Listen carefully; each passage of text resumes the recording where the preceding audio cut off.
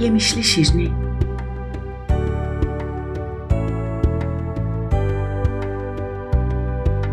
O gün atam məni sevindirmək istəyirdi.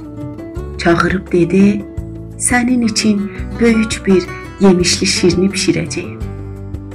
Çox sevindim. Axı mən şirinini çox sevirdim.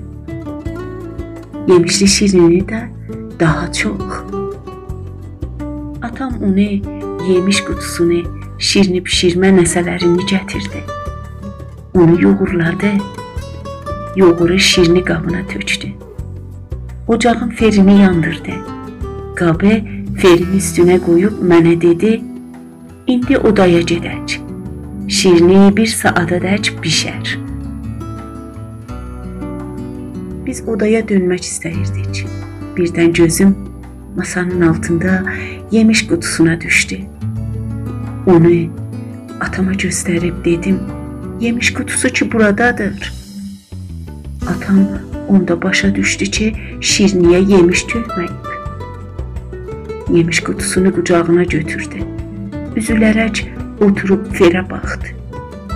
Mən də atamın şirniyə yemiş qatmadığına üzgün oldum. Düşünərək öz odama qaçdım. Hürgüdən asladığım oyuncaq tüfəngimi götürüb aşman evində atamın yanına getdim. Atam mənim işimi bəyəndi. 1 saat dözdük, şirini bişdi. Sonra onu ferdən çıxartdıq.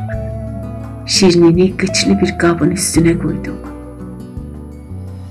Atam yemişləri bir-bir mənim tüfəngimə doldurdu və güllə yerinə yemiş atırdı. Yemişlər şirinidə yerləşincə bir az çəkdi. Axırda mənim şirinim dadlı, yemişli bir şirini oldu.